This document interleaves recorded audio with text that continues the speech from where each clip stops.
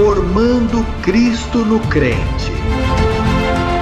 TV Grácia Internacional apresenta as palavras inefáveis de Deus, o Evangelho da Graça, nos lábios de Jesus Cristo, homem. Abba, Pai. Você sabe que o vínculo perfeito é o amor. E onde está o verdadeiro evangelho, aí está o verdadeiro amor de Jesus Cristo derramado em nosso coração. O tema de hoje é consciências santificadas. Consciências, mentes, espíritos. Tudo isso é sinônimo, não é? A mente. A consciência que está em sua mentezinha. Seu espírito, que é o que representa. Isto que está aqui. Se você morre fisicamente, isso não morre. Paulo disse: conheço um homem em Cristo, se em corpo, não sei, se fora do corpo, não sei, mas conheço a tal homem e ele foi arrebatado ao paraíso. Ele quer dizer que a mente não morre. O homem e a mulher, quando se unem em matrimônio, são criadores da carne, de físico, mas a mente, isso é papai quem coloca esse espírito aí. Ele tem uns anjos especiais que enxertam esse espírito. Isaías disse: aqueles que são gerados por mim desde o ventre materno, aqueles que me foram trazidos desde a matriz. São espíritos especiais, são pessoas predestinadas, escolhidas desde antes da fundação do mundo, e Deus os coloca no ventre de uma mãe. E então a mãe pensa que está carregando qualquer coisa lá dentro, mas ela está carregando um predestinado. E Deus tem um compromisso com esses predestinados. E esses predestinados, veja bem, esses não se perdem jamais. Além disso, eles podem morrer sem nunca ir à igreja. E nessa pequena jornada, quando o corpo parte, ali mesmo um anjo diz: cuidado, é meu, venha. Isso é meu. Veja, tem o selo. Esse vem de Abel, não vem de Caim. Lembrem-se disso. Na cruz Cristo gritou: o bom ladrão e o mau ladrão. E quem lhe disse que existem bons ladrões? Ambos são ruins. Mas um dos ladrões foi eleito, ele foi escolhido, e é por isso que ele recebeu tratamento especial. Aqui você não vem sem motivo. Quando você vai a um restaurante e ele está cheio, e você não tem reserva, você diz: aqui vamos ter que esperar 1 hora. Mas se você tem uma reserva, você entra e os outros dizem: ei, por que ele entrou? Ele tem alguma conexão aqui? O que acontece é que você tem uma reserva. E você tem uma reserva espiritual. Que essa papaya tem. Veja. O que quer que aconteça com você, e uma vez salvo, uma vez filho, uma vez escolhido, isso é assim.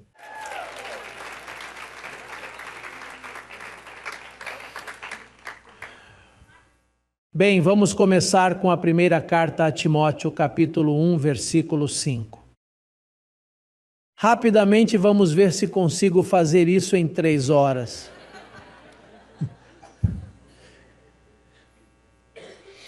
Paulo disse a Timóteo: olhe, Timóteo, o propósito deste mandamento não é o de Moisés. Porque Paulo disse que Cristo pôs fim à lei. O propósito desse mandamento que produz o evangelho que eu prego, o evangelho da incircuncisão, é o amor nascido de um coração limpo. E quem tem um coração puro? Se todos os corações são impuros, de acordo com o profeta. Mas quando Cristo morreu, santificou o seu coração e o purificou. Diz: é o amor que nasce de um coração puro. E de quê? Esse é o tema de hoje, consciência santificada. E de uma boa consciência, e de que fé? Da fé não fingida. Você sabe que as pessoas religiosas que não conhecem o verdadeiro evangelho têm uma fé fingida.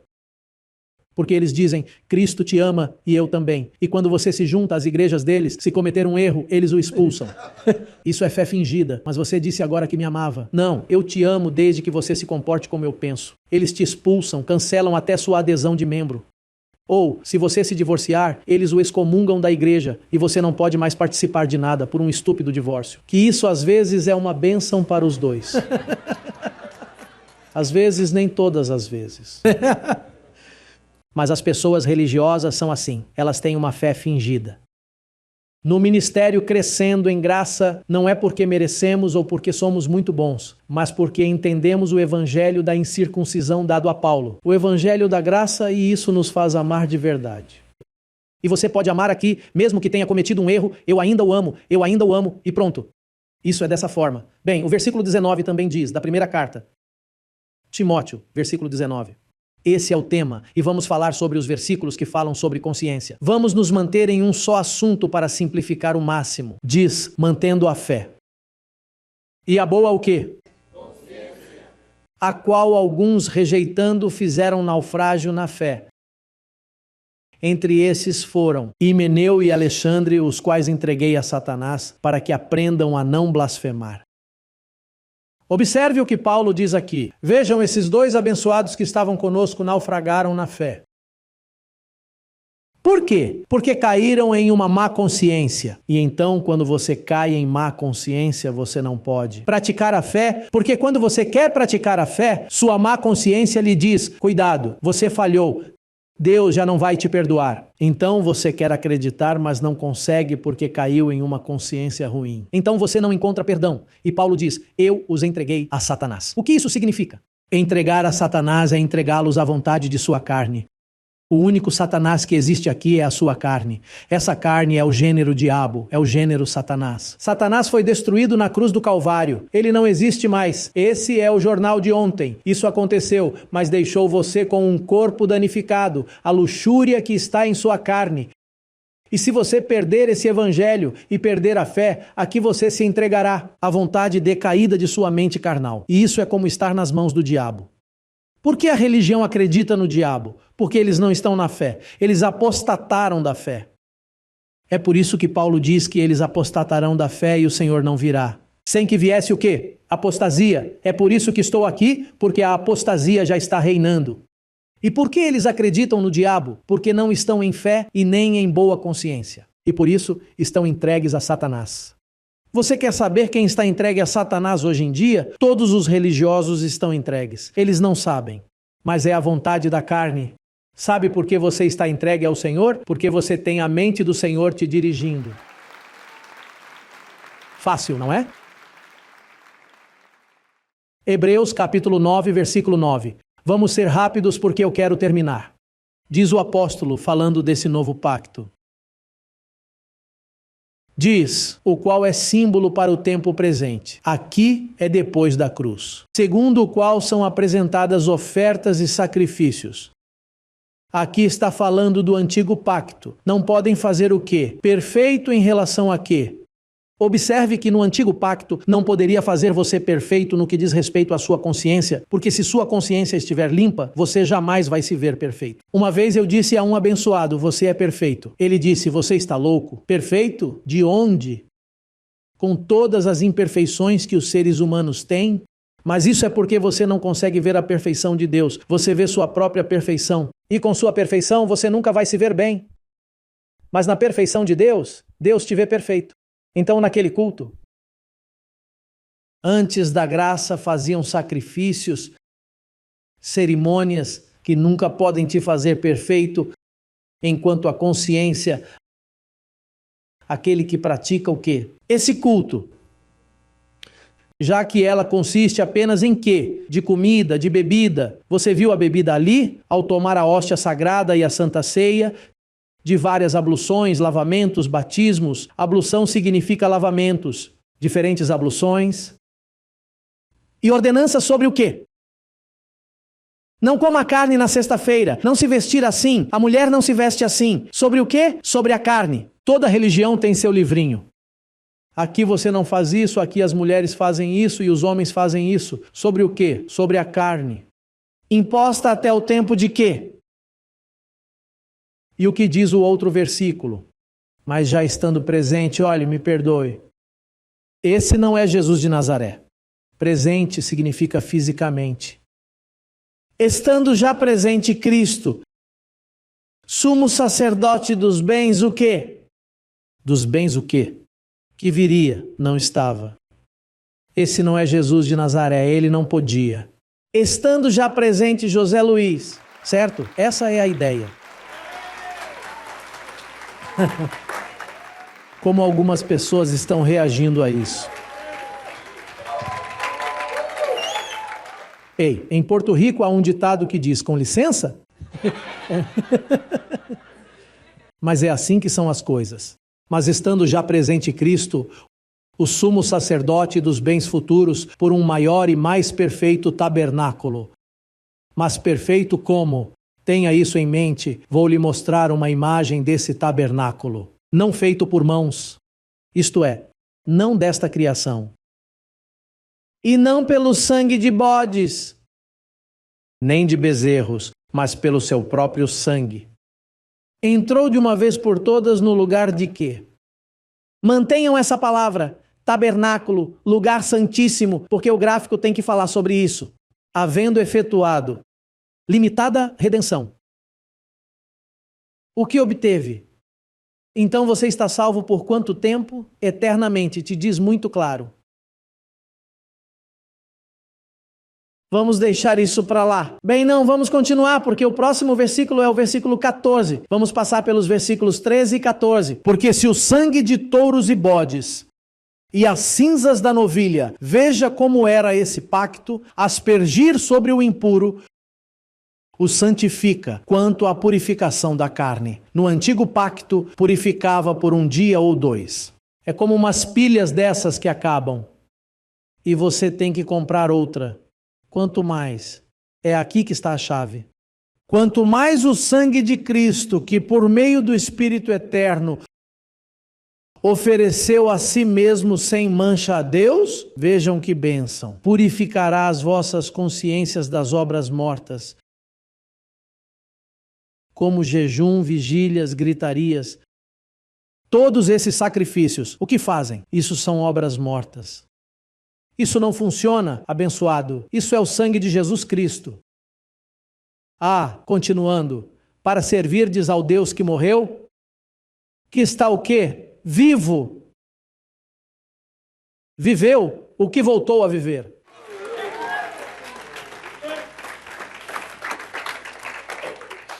Agora vamos dar uma olhada em Hebreus capítulo 10, versículos 1 e 2. E aqui está uma aplicação bem linda. Você deve tomar nota para que você possa guardá-la em seu coração, pois o que eu faço é lhe dar sabedoria.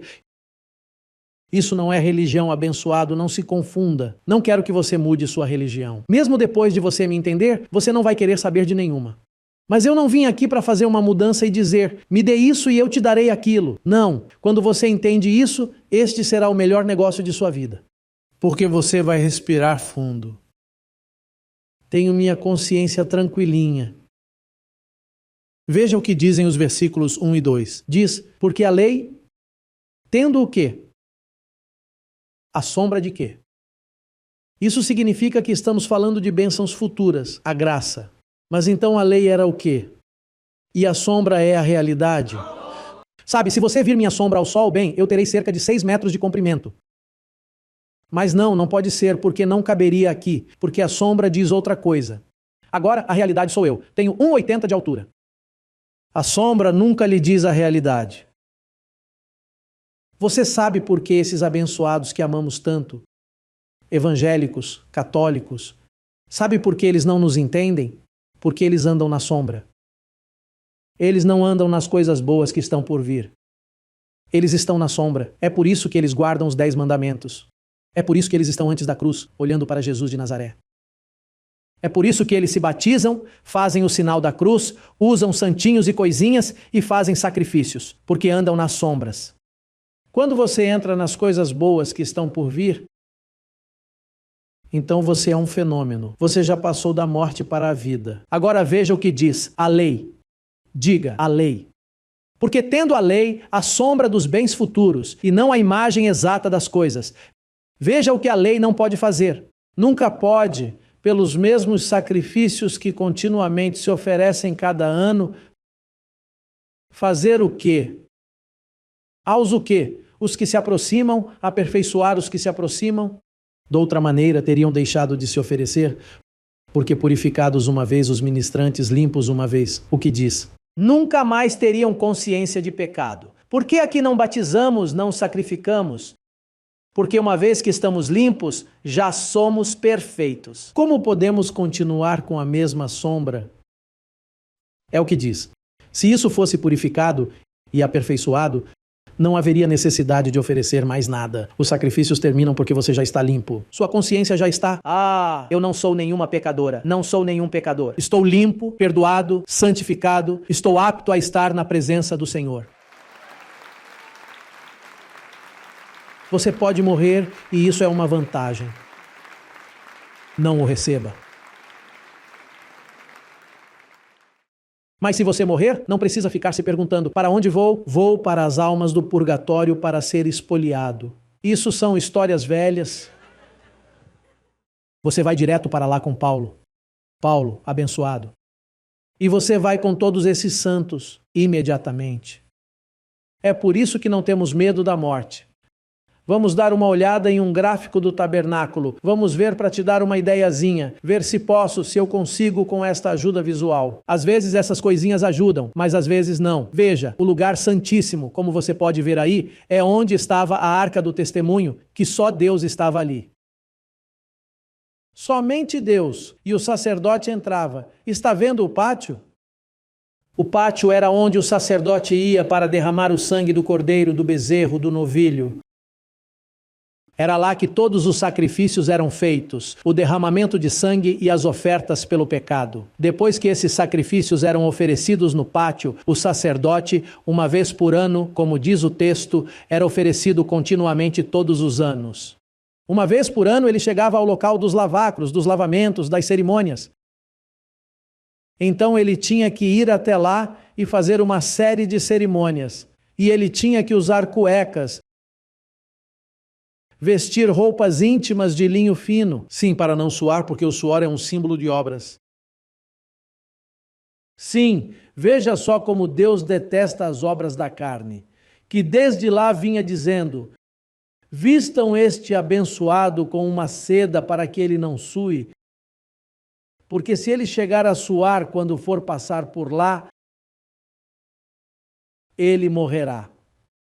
Então, o que acontece? Ele estava aqui e você vê esse véu. Onde diz o véu? Esse véu, quando Cristo morreu, o que aconteceu? Diz que o véu foi rasgado de cima a baixo. Era tão grosso que não havia tesoura, não havia serra, não havia furadeira. Não havia nada que cortasse pela espessura que tinha. No entanto, quando Cristo morre, ele é rasgado de cima a baixo. Não pense que alguém passou por baixo e o cortou. Foi de cima para baixo. De cima para baixo ele se rompeu. Então, o que isso implica? Que agora, esse homem entrava lá uma vez por ano. Ele tinha que ser amarrado porque, se suasse ou cometesse um erro lá, quem iria procurá-lo diante da presença do Senhor? Então, aquela corda era só por precaução. Hello! E os sininhos? Você já viu padres que tocam sininhos quando celebram missas?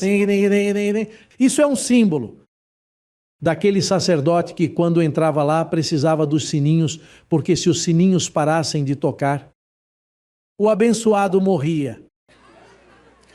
Então você tinha que pegá-lo com uma corda e tirá-lo do lugar santíssimo, trazê-lo aqui para enterrá-lo, porque ele morreria. Tinha que procurar um sacerdote melhor porque ele falhou. Colocou o shortinho de algodão. Algum erro ele cometeu. Agora o sacerdote podia entrar uma vez por ano. Agora o que acontecia? As pessoas estavam aqui no átrio. As pessoas estavam dizendo: eu espero. Espero que ele não morra e saia de lá, porque se ele sair de lá, a prosperidade virá. O povo prosperava, os animais se curavam, a vegetação, tudo. Bem, todo o povo prosperava se o aparelho saísse de lá vivo. Se o sacerdote saísse vivo. Agora vejam o que acontece. Prestem atenção em mim. Prestem atenção em mim. Observe o que acontece. Que ele passou do lavamento, atravessou o véu e entrou lá. Agora, quando Cristo morre, o véu se rasga, dando a entender o quê? Agora não é o sacerdote. Agora todos nós temos ingresso para lá. E não morremos. Agora podemos estar na presença de Deus sem sacrifícios e sem fazer mais nada.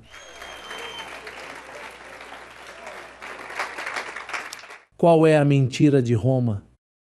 Qual é a mentira dos evangélicos? Que eles ainda têm esse véu levantado para manter você em sacrifícios. Eles não querem que você entre na mesma presença do Senhor. Eles ainda querem dizer que somente eles, por serem sacerdotes, podem fazer isso. Nós, o Papa. Se a Virgem aparecesse em algum lugar, eles te distrairiam com isso. É como se a Virgem tivesse aparecido ali, o poço. Então, eles o entretêm para que você não entre. No lugar santíssimo. Figurativamente. Porque isso era a sombra. Qual é a realidade? Veja, imagine que este é o rosto de um homem. Ele tinha 3 partes. Está a mente, onde está o pecado, a culpa, as indulgências.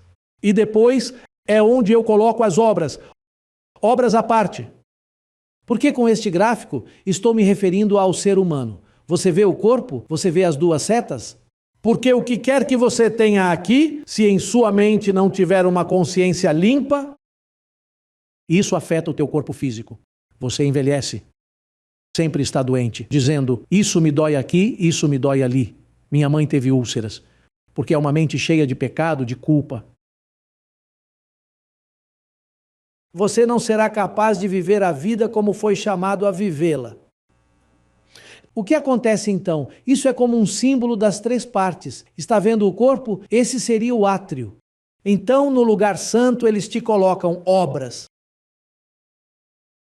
E no lugar santíssimo, onde você deveria estar reinando, eles te dizem, aí está o pecado. Porque é aí que vivem os sacerdotes. É aí que Roma vive. É disso que vivem todas as religiões evangélicas. Eles mantêm você em culpa e no pecado. Passe à frente aqueles que estão errados. E durante toda a semana, eles mantêm você com a mesma bobagem. Então, o que a graça faz? Terceiro gráfico. Veja o que a graça faz. Aqui estamos de volta à mesma coisa. Veja, eu coloquei onde estão as obras, coloquei no porta-malas. Você sabe o que é um porta-malas? O porta-malas é onde você guarda coisas. Na garagem de sua casa, o que você guarda? Na Colômbia dizem que é a lata de lixo, a lixeira, o lixo. Em Porto Rico chamam de zafacón. O porta-malas. Vamos colocar no porta-malas. É o trunk do carro. É onde você coloca tudo. Se alguém vier ver o carro, você esconde tudo lá dentro. Portanto, em sua mente, você tem que ter sua consciência, porque a consciência é sua identidade espiritual. E Cristo pagou um preço para que você tenha a consciência bem limpinha e possa reinar em vida e ter um vocabulário de autoridade. Não recebo essa doença. Ah, mas esse é o seu pai e a sua mãe? Esses são minha mãe e meu pai. Eu já sou outra história. Eu sou uma nova criação. Eu me declaro saudável. Não, mas meu povo é pobre. Esse é o meu povo. Mas eu não sou pobre, porque minha consciência me diz que sou próspero. Eu tenho em minha mente algo melhor. Porque o Evangelho da Graça ajeita a sua consciência. O que eu trago é vida e vida em abundância para o povo. Para que você possa reinar. Me escute. Olha, apóstolo, a questão é que quando eu era jovenzinha fui estuprada. Isso aconteceu comigo quando eu era jovem. Me violaram. Eu tive alguns problemas. Isso vai para o porta-malas. Abençoado. Não, mas nos outros dias aconteceu o seguinte comigo. Coloque isso no porta-malas. Não, mas não fui capaz de perdoar. Coloque isso no porta-malas. Não, é que eu guardo rancor com isso. Coloque isso aí. Isso vai para o porta-malas.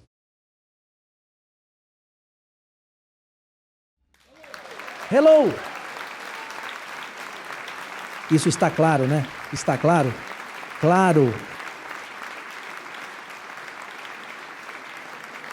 As pessoas me perguntam, por que você está sempre tão calmo? E é porque eu tenho o meu porta-malas.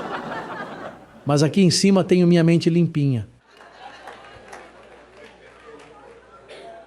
Ouça, mas você com tantas nações e tantas coisas e parece tão calmo.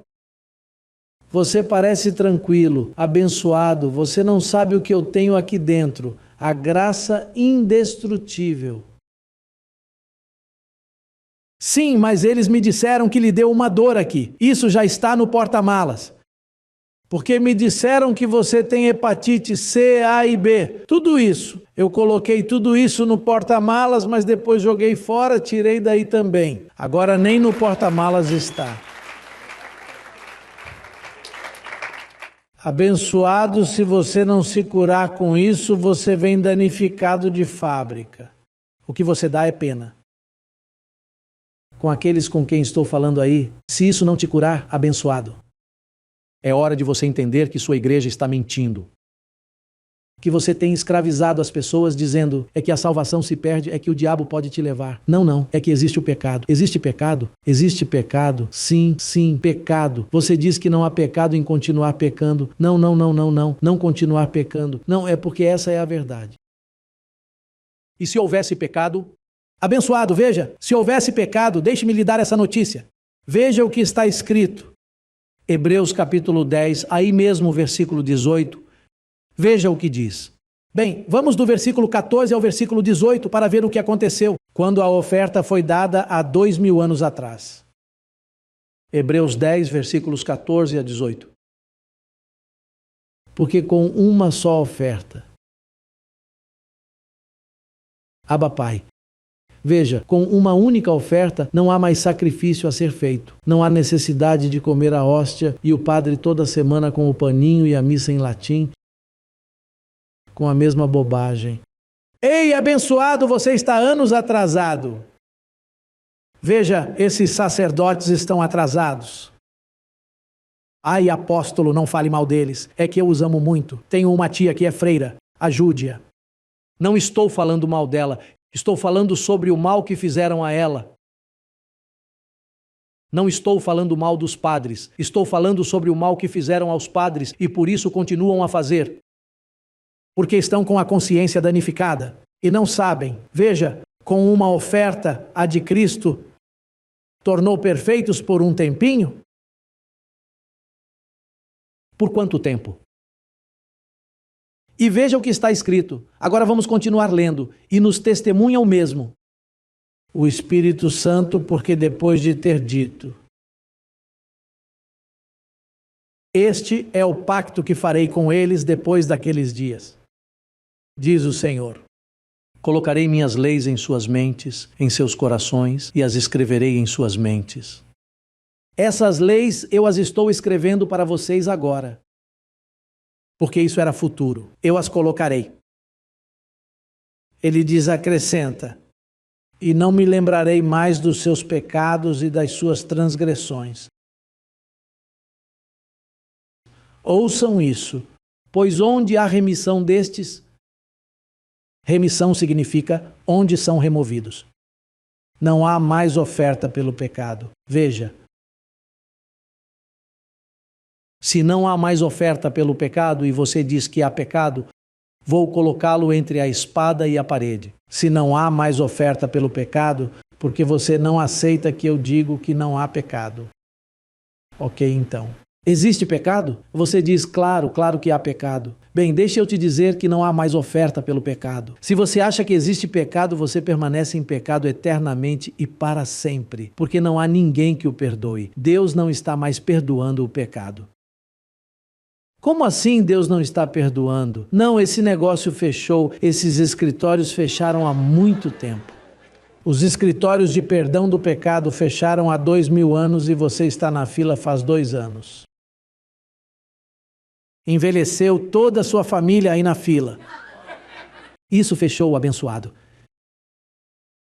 Sabe, esses pregadores me irritam muito porque, bem, eles me fazem ter vontade de querer. Esses pregadorzinhos e os padres com suas missas bobas não sabem que estão enganando o mundo.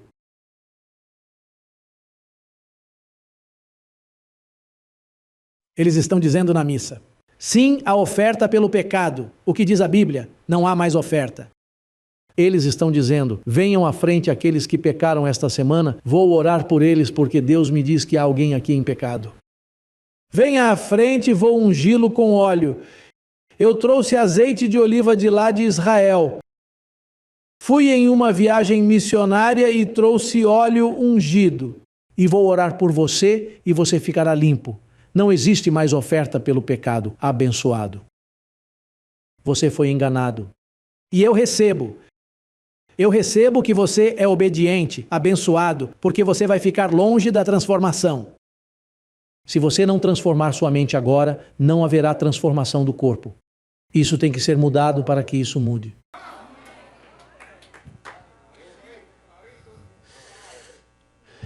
Apóstolo, quais são as alternativas? Sim ou sim? Você não pode dizer não para mim aqui. Se você disser não para mim, não há esperança para você. Você é um ser danificado. Você é um ser que não tem consciência nem para o bem nem para o mal. Você não sabe quem você é. Honestamente, você dá pena. Temos que chorar por você esta noite. Veja, você está se colocando na cadeira elétrica porque eu lhe dei as alternativas. Eu o coloquei, veja, eu o coloquei ao caminho da vida e ao caminho da morte. Qual deles você escolhe? Eu quero a morte, apóstolo. Ah, bem. Judaize-se. Não se pode mais fazer nada por você. Abençoado. Mais claro, não se pode falar com você. Ei, espero que isso chegue a Porto Rico, certo? Que chegue, para que seja um Porto Rico, porque até agora é um Porto pobre.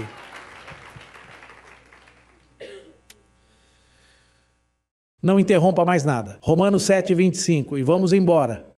E saímos sem orar. Nós lemos e vamos embora. Precisamos orar, apóstolo, para santificar o versículo. Esse versículo foi santificado há 2000 anos. O homem religioso é assim, o homem religioso diz, veja, ele terminou e não orou, o diabo levou ele. Mas como não somos religiosos, andamos em consciência limpa e andamos em gozo e tranquilidade e sabemos que tudo está bem e nada nos afeta. Veja, a situação é ruim para você, não para mim. Há um buraco ali e você cai. Cai você, eu não caio. Eu ando em cima da água. Diz, dou graças a Deus por Jesus Cristo, nosso Senhor. Assim que eu mesmo com a mente sirvo a lei de Deus. Não. Se você não aceitar minha mensagem, não poderá servir a lei de Deus. Você serve a lei do pecado com a carne. É por isso que eles acham que existe pecado. Porque se suas mentes não forem purificadas, eles pensam que há pecado. Então, eles mesmos não podem servir a lei de Deus, porque com a mente. Diga, a mente. Qual foi o gráfico que coloquei antes? A mente. Eu lhe dei a mente de um ser humano. Nós somos espíritos vivificantes, que vivemos juntamente com Ele nos lugares celestiais, com Cristo. Abençoados, vamos nos levantar, vamos cantar. Abba, Pai.